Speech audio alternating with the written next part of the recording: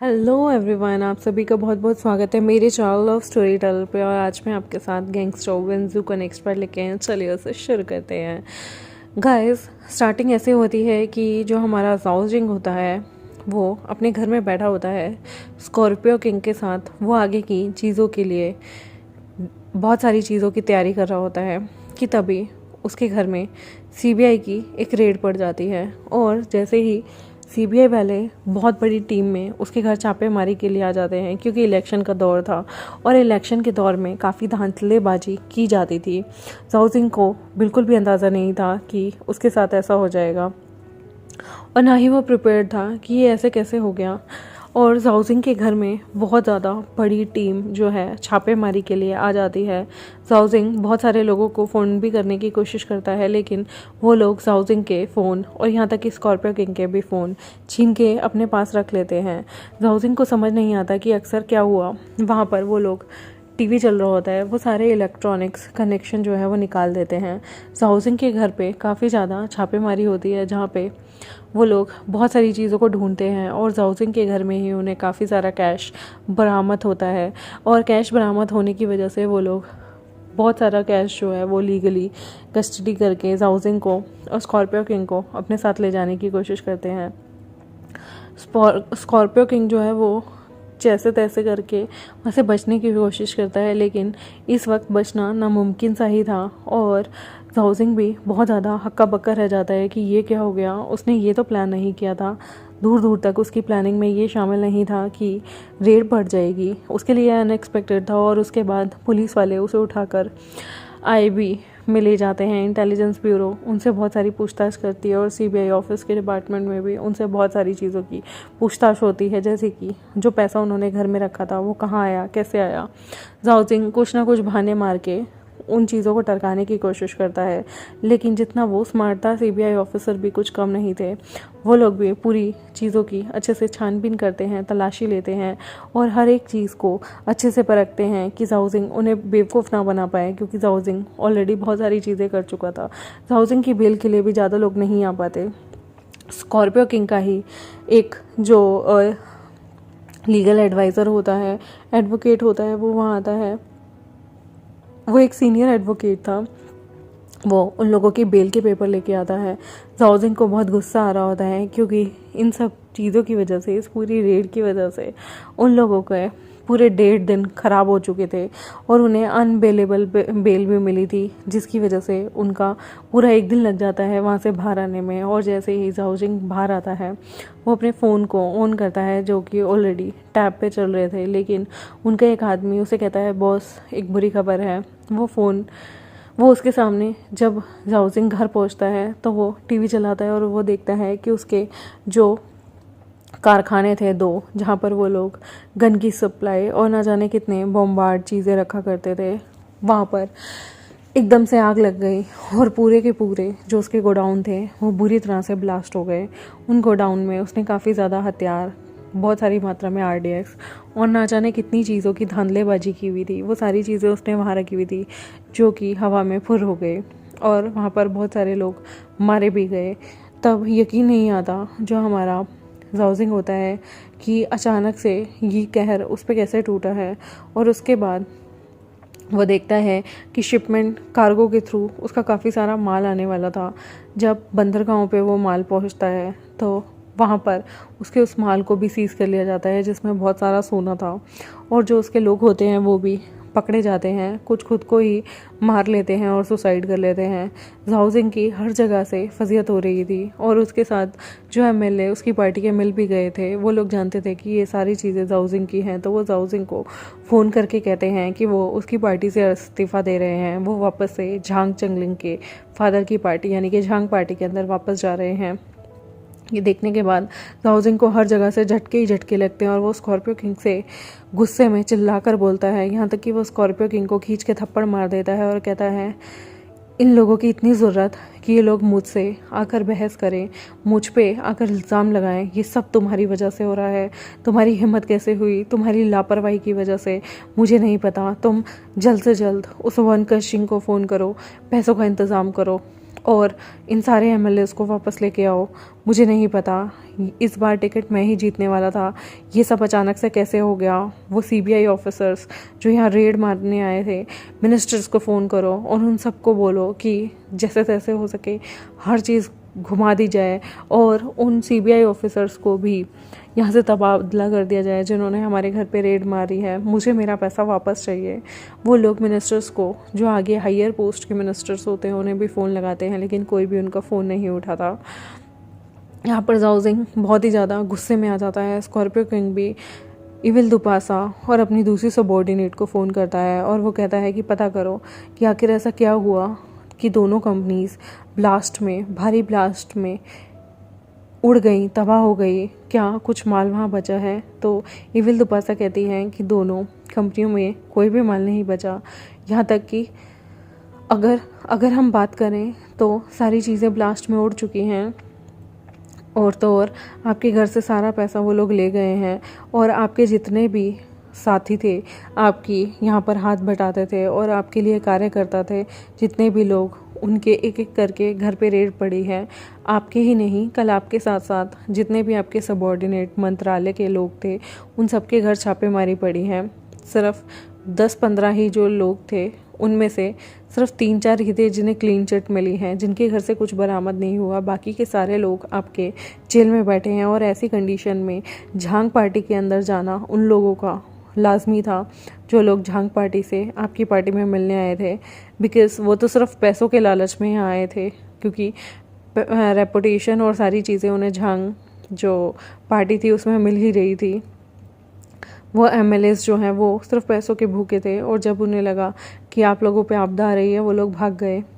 यहाँ पर जो हमारा स्कॉर्पियो किंग होता है वो कहता है मुझे नहीं पता, रीज़न ढूंढो, कौन है ये, कौन है जो इन हरकतों के पीछे कहीं ना कहीं जुड़ा हुआ है। मुझे अभी के अभी जानना है किसने ये सब चीज़ें की। तभी वहाँ पर टीवी में जो है वो झांग चंगलिंग के फादर की मर्डर मिस्ट्री शुरू होती है और वो लोग बताते हैं कि जो ये मर्डर हुआ है इसमें स्कॉर्पियो गैंग का हाथ पाया गया है और जो वो आदमी जिसने जो हमारा जोजू शो होता है उस पर गोली चलाई होती है, वो आदमी पकड़ा जाता है पुलिस के हाथों में।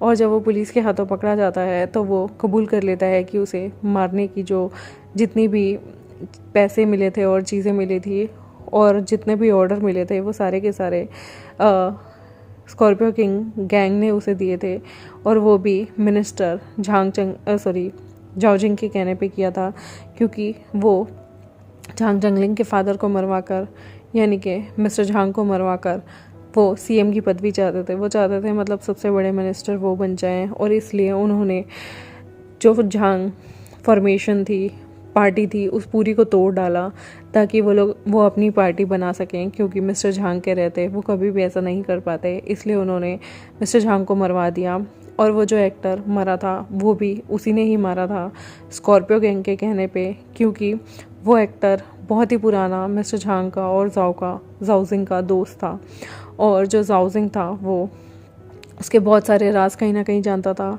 और जब मर्डर हुआ हमारे मिस्टर झांग का, तो वो जानता था कि ये मर्डर और किसी ने नहीं, जाओजिंग ने कराया होगा। उसके पास जाओजिंग के खिलाफ बहुत सारे सबूत थे, जिसमें उसके प्रीवियस मर्डर के रिकॉर्ड भी थे, जिसे इस मर्डरर ने, जब इन्होंने, इस सीरियल किलर ने जब उस एक्टर को मारा तो उसके वहाँ से कुछ रिकॉर्ड चुरा लिए थे और वो उन रिकॉर्ड को आगे ब्लैकमेल करने के लिए जाओजिंग के लिए रखना चाहता था ताकि वो जाओजिंग से और पैसे ले सके। लेकिन वो जो चीज़ें थी वो अब पुलिस वालों के हाथ लग जाते हैं और जाओजिंग का जो भांडा है वो अच्छे से फूट जाता है। जाओजिंग का भांडा फूटने पे जाओजिंग बहुत ज़्यादा तिलमिला जाता है और उसके घर के बाहर मिलिट्री फोर्स, आर्मी फोर्स और पुलिस फोर्स भी आ जाती है, जो कि पूरे के पूरे अच्छे तरीके से आई होती हैं। उसके जितने भी गनमैन थे उन लोगों को सरेंडर करने के लिए और जाओजिंग को भी सरेंडर, और जो हमारा स्कॉर्पियो किंग होता है उसे भी सरेंडर करने के लिए कहा जाता है। स्कॉर्पियो किंग जो है वो पुलिस वालों से लड़ने की कोशिश करता है, लेकिन जाओजिंग कहता है ये गलती मत करना, क्योंकि अगर हमने पुलिस वालों को मारा तो हम भी ज़िंदा नहीं बचेंगे, हमें फ़िलहाल सरेंडर करना होगा, सरेंडर से ऊपर हमारे पास कोई ऑप्शन नहीं है। तो वो कहता है लेकिन फादर, तो वो खींच के थप्पड़ मारता है स्कॉर्पियो किंग को और कहता है मुझे फादर मत कहो अपनी गंदी ज़ुबान से, आज तुम्हारी नेग्लिजेंस की वजह से मैं किस हालत में हो गया हूँ। मैं तुम जैसे नाजायज़ को कभी अपना बच्चा नहीं मानता, तुम जैसे मनूस को मैं कभी अपना मान ही नहीं सकता। मैं तुम्हारा कोई फादर नहीं हूँ, पता नहीं किस गंदी नाली के कीड़े हो तुम, निकल जाओ मेरे यहाँ से। स्कॉर्पियो किंग को और जाओजिंग को जो है पुलिस वाले आते हैं और पकड़ के ले जाते हैं। जाओजिंग के ना जाने कितने कत्थे चिट्टे, यहाँ तक कि जाओजिंग की रिकॉर्डिंग जिसमें वो अपने मुंह से कबूल कर रहा है कि उसने कितने मर्डर किए थे, कितना करप्शन किया था, और तो और उसके कुछ रेप और कुछ लोगों को लूटने के भी किस्से थे, जिसमें जब वो अपने किस्से बता रहा होता है तो उसके किस्सों में बहुत सारी चीज़ों का जिक्र आता है जो कि बहुत शॉकिंग था सबके लिए जानना। और उसके ऐसे जैसे शॉकिंग चीज़ों के खुलासे होते हैं कि सारे के सारे वहाँ पर हैरान परेशान हो जाते हैं। जो हमारा स्कॉर्पियो किंग होता है ना, उसने मर्डर का ऑर्डर नहीं दिया था, उसकी तरफ से जो मर्डर का ऑर्डर आया था वो जाओजिंग ने दिया था। जब फ़ोन रिकॉर्ड चेक होते हैं तो पता चलता है कि जाओजिंग का जो बॉडीगार्ड था उसने स्कॉर्पियो किंग के मेंबर्स की हेल्प ली थी मारने के लिए, लेकिन उसमें स्कॉर्पियो किंग का हाथ नहीं था जब वो मरवा रहे होते हैं, मर्डर करा रहे होते हैं। स्कॉर्पियो किंग गैंगस्टर ज़रूर था, लेकिन उसका काम ये नहीं था मारना पीटना। वो इलीगल चीज़ों की स्मगलिंग करता था, लेकिन वो किसी को मरवा नहीं सकता था। उसने कभी किसी का खून नहीं किया था। और स्कॉर्पियो किंग हैरान होता है जब उसे पता चलता है कि उसकी गैंग का मिसयूज़ किया गया था।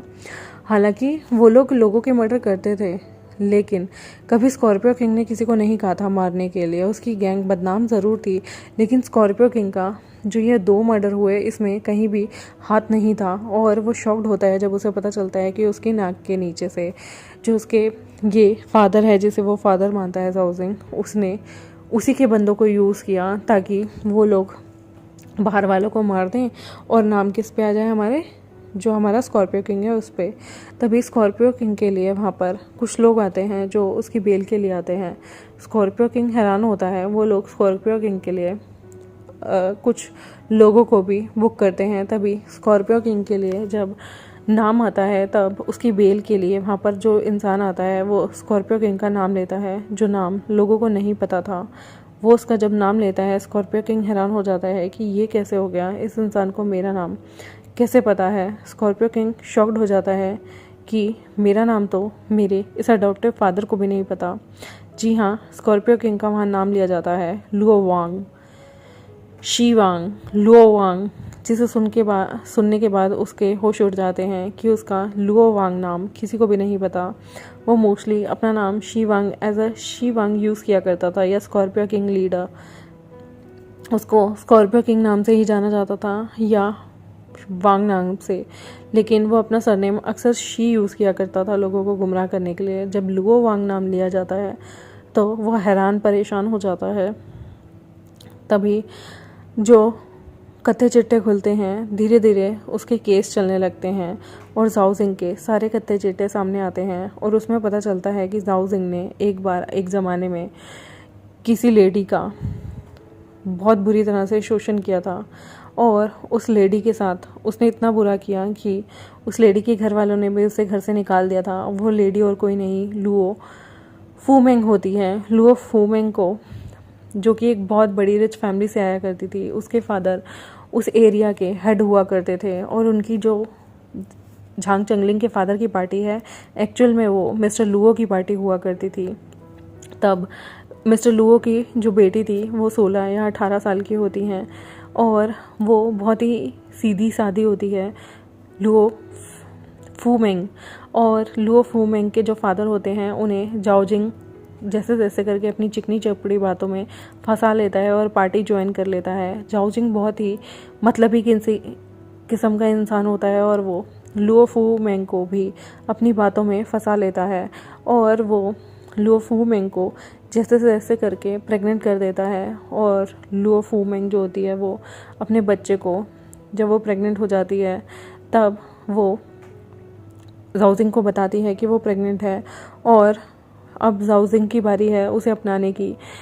जो लुओ फूमेंग के जो फादर होते हैं मिस्टर लुओ, उन्हें जाओजिंग पे कहीं ना कहीं भरोसा होने लगा था, और वो अपना उत्तराधिकारी जाओजिंग को जैसे ही अनाउंस कर देते हैं, एक सडन कार एक्सीडेंट में जो मिस्टर लुओ होते हैं उनकी डेथ हो जाती है।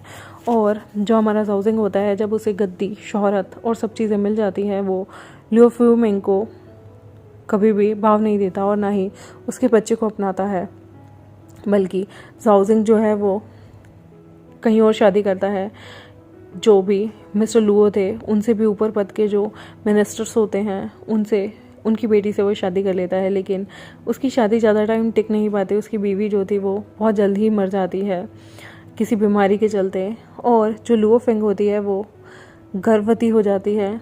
उसके बाद जब जाओजिंग की बीवी मर जाती है तो उसे फिर से सपोर्ट की ज़रूरत होती है। वो लुओ फूमेंग के पास आता है और उससे माफ़ी मांगता है। लुओ फूमेंग के पास उसका बच्चा होता है जिसे जाओजिंग अपने साथ ले जाता है और वो कहता है कि मैं इस बच्चे को अपना नाम दूंगा और मैं तुमसे शादी ज़रूर करूंगा। लुओ फूमेंग फिर से उसकी बातों में आ जाती है। तब लियो फ्यूमेंग जांग फैमिली के अंदर उस पार्टी में शामिल होने वाली थी, लेकिन जाओजिंग ने उसे शादी का फिर से वादा किया, बुद्धू बनाया और उसने कहा कि मैं उस औरत से शादी नहीं करना चाहता था, मुझे मजबूर किया गया, वो लोग तुम्हें मार देंगे, ख़तरनाक हैं। और वो फिर से लुओ फूमेंग, जो कि अब 19 या 20 साल की होती है, एक बच्चे के साथ, पहले तो वो उसका बच्चा जो होता है, जी हाँ, जो स्कॉर्पियो किंग है वो लुओ फूमेंग का बेटा लुओ वांग है, वो उससे लुओ वांग को ले लेता है और कहता है कि मैं दुनिया में बताऊंगा कि ये मेरा बच्चा है।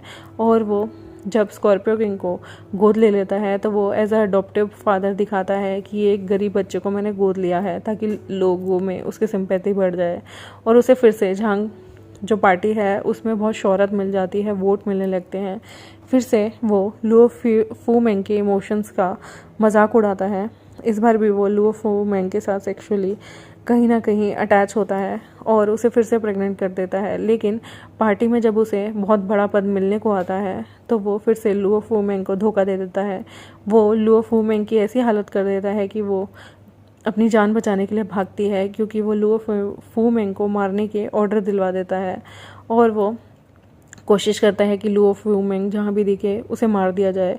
पर उसे ये नहीं पता होता कि लुओ फूमेंग फिर से प्रेग्नेंट है और लुओ फूमेंग अब प्रेगनेंसी के दौरान अपने उस बच्चे को लेके भागती है।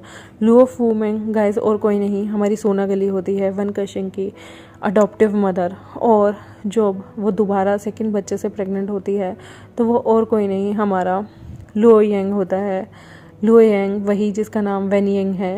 और लुओ येंग से वो जब प्रेग्नेंट होती है और यहाँ पर पता चलता है कि लुओ येंग और हमारा लुओ वांग यानी कि स्कॉर्पियो किंग वो आपस में रियल भाई हैं और इन सब का और कोई फादर नहीं बल्कि हमारा जाओजिंग ही इनका रियल फादर है।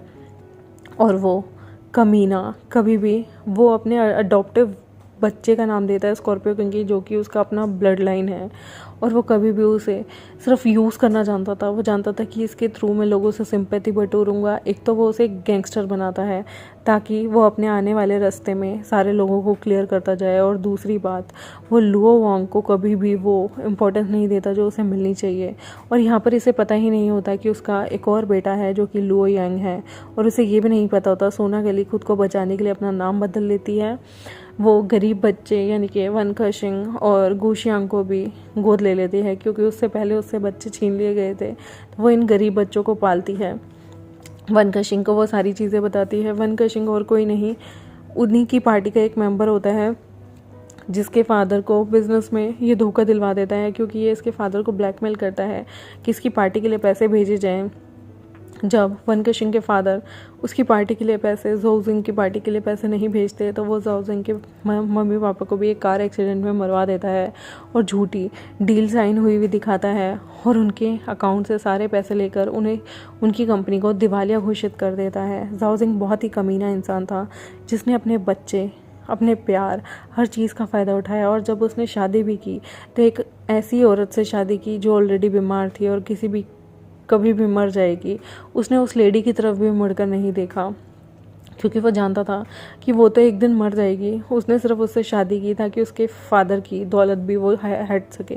यहाँ पर उसने मिस्टर लुओ को भी मरवाया होता है, और सोना गली को ये बात बहुत बाद में पता चलती है, तभी वो वहाँ से भागती है, क्योंकि उसे डर था कि अगर सेकंड प्रेगनेंसी का पता चला तो वो उसके पहले बेटे को भी मार देगा, दूसरे बेटे को भी मार देगा, और यहाँ पे लुओ फूमेंग यानी कि सोना गली को भी मार देगा। सोना गली ने अपने दूसरे बच्चे की आइडेंटिटी हमेशा जाओजिंग से छुपा के रखी और उसे वन नाम दिया ताकि लोगों को लगे वो वन कशिंग का ही अपना कोई भाई है। लुओ फूमेंग कभी भी जाओजिंग के सामने नहीं आती थी और ना ही वो डील करने के लिए अपने बेटे को जाओजिंग के पास कभी भेजती थी, वो वन कशिंग के पास भेजती थी। और वन कशिंग भी सारी बातें जानता था, वो इमोशंस को समझता था, वो जानता था कि सोना गली कितनी दिल से शिद्दत से नफरत करती है जाओजिंग से, जिसने उसके फादर को मारा, उसका पहला बच्चा।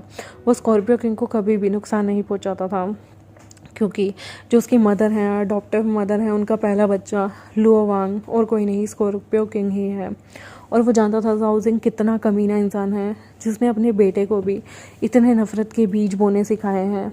और यहाँ पर जो हमारा स्कॉर्पियो किंग होता है वो इसलिए बच जाता है क्योंकि जो सोना गली थी वो जाओजिंग को फंसा ज़रूर रही थी, लेकिन वो जैसे तैसे उपाय भी निकाल लेती है हमारे स्कॉर्पियो किंग को प्रोटेक्ट करने के, और सारा का सारा इल्ज़ाम जो है वो जाओजिंग पे डाल देती है।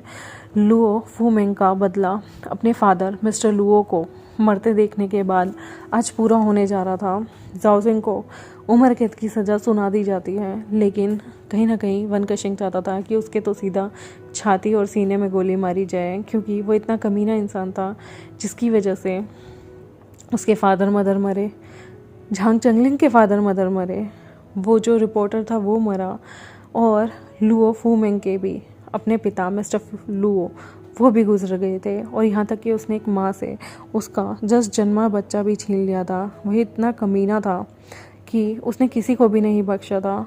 जो ये जाओजिंग था ये किसी का भी सगा नहीं था, शायद ये अपने माँ बाप को भी खा जाता अगर वो भी इसके रास्ते में आते। अब देखना होगा जब हमारे स्कॉर्पियो किंग को सच्चाई पता चलेगी कि उन्हें फंसाने में किसका हाथ था, वन का, शिंग और उसकी अपनी माँ का, तो क्या रिएक्शन आएगा। क्या वो जाओजिंग को बचाएगा? क्या उसके दिल में नफ़रत हो जाएगी अपनी माँ के लिए जिसने उसे कभी पाला नहीं पोसा नहीं, और अपने बाप की नफ़रत और जितनी भी ह्यूमिलेशन है उसका शिकार होने दिया। हालांकि कभी सोना के लिए ऐसा चाहती नहीं थी, लेकिन उसके सबकॉन्शियस माइंड में अगर ऐसा कुछ बैठ जाए तो क्या होगा इसका हशर। उसे देखने के लिए मेरे साथ जुड़े रहें और मेरे चैनल को सब्सक्राइब कर दें, वीडियोस को लाइक कर दें, बेल आइकन को ज़रूर प्रेस कर दें। थैंक यू वेरी मच, और कमेंट सेक्शन में ज़रूर बताइएगा आपको आज का पार्ट कैसा लगा। Thank you, bye.